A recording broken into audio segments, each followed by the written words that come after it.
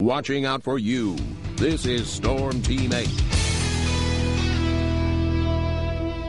Well, good news if you're traveling about, like a lot of other Americans out there. It looks as if we're going to see a lot of traveling next few days, but uneventful weather, and that's good news for us. The only difference is if you're traveling south of Michigan and also southwest of Michigan, there is going to be a little bit of light snow, but we're going to stay dry here. There's a few flurries right along the lake shore. You can see on Storm Track Live radar. Coming on shore, most of it's offshore, but a few flurries have been reported around the South Haven area all the way down to around Niles and Benton Harbor, and that is about it. The clouds are in place here across West Michigan. What we have is low-level moisture essentially trapped underneath an inversion where temperatures, a few thousand feet, actually rise with height, and that kind of traps all the moisture out there. We see this a lot during the winter months, and that's going to keep the clouds pretty much where they are right now, just above us. What we're tracking, uneventful Christmas weather pattern. I think we're going to make it through the weekend without much more than a few flurries. Again, if you're well south of Grand Rapids or southwest of Grand Rapids tomorrow, I could see a little bit of light snow around Niles in the Benton Harbor area, maybe as close to as Cassopolis,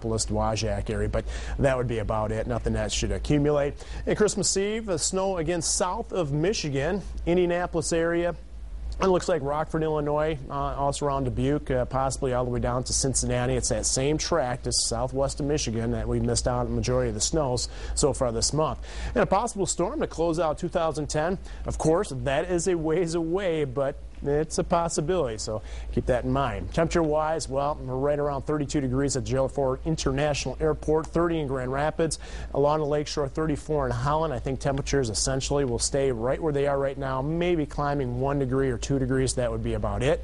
So we'll stay right around the freezing mark. The wind, that's a little bit brisk out there, 15 miles an hour out of the northwest. Fremont, 12 in Grand Rapids, 14 Kalamazoo, and of course that's having some impact on the wind chills. Basically, we feel about 10 degrees cooler than the actual temperature out there. Wind chills will be in the 20s throughout the day. Here's a 24-hour forecast for you. You notice how temperatures pretty much will be the same as they are right now at 6 o'clock. Northwest wind around 5 to 15 miles per hour. The clouds in place. I think later tonight, especially north and east of Grand Rapids, we'll start to see some breaks develop. I think we'll say overcast essentially west and southwest of Grand Rapids through an overnight period with temperatures around midnight running around 25 degrees.